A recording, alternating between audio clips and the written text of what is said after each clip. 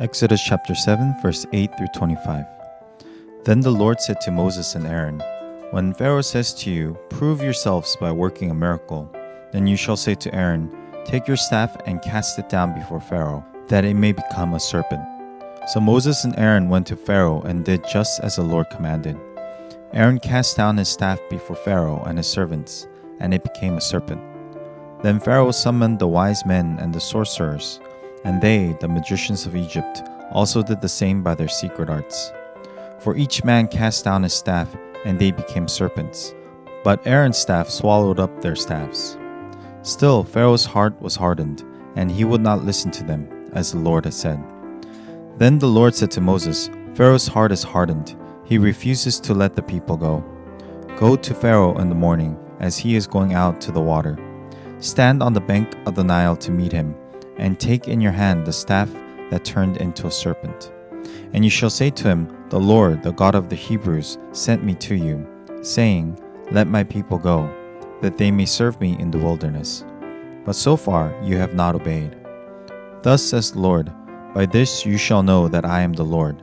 Behold, with the staff that is in my hand, I will strike the water that is in the Nile, and it shall turn into blood. The fish in the Nile shall die, and the Nile will stink, and the Egyptians will grow weary of drinking water from the Nile.' And the Lord said to Moses, 'Say to Aaron, Take your staff and stretch out your hand over the waters of Egypt, over the rivers, their canals, and their ponds, and all their pools of water, so that they may become blood, and there shall be blood throughout all the land of Egypt, even in vessels of wood and in vessels of stone.' Moses and Aaron did as the Lord commanded. In the sight of Pharaoh and in the sight of his servants, he lifted up the staff and struck the water in the Nile, and all the water in the Nile turned into blood. And the fish in the Nile died, and the Nile stank, so that the Egyptians could not drink water from the Nile. There was blood throughout all the land of Egypt. But the magicians of Egypt did the same by their secret arts. So Pharaoh's heart remained hardened, and he would not listen to them, as the Lord had said. Pharaoh turned and went into his house, and he did not take even this to heart. And all the Egyptians dug along the Nile for water to drink, for they could not drink the water of the Nile. 7 full days passed after the Lord had struck the Nile. We all have our doubts as we live the life of faith. When John the Baptist was in jail for preparing the way of the Lord, John sent his disciples to check whether Jesus is indeed the Messiah that people were waiting for. Jesus responds in Matthew chapter 11, verse 2 to 5. Now when John heard in prison about the deeds of Christ, he sent word by his disciples and said to him, "Are you the one who is to come, or shall we look for another?" And Jesus answered them, "Go and tell John what you hear and see. The blind receive their sight, and the lame walk. Lepers are cleansed, and the deaf hear. And the dead are raised up, and the poor have good news preached to them." When we're in doubt, we need to open our hearts once again to God and come to see what He is doing in our lives. Doubt comes when we look not to God, but at the problems in front of us. Only when we look past our immediate problems and see what God is doing in our lives will our faith be restored.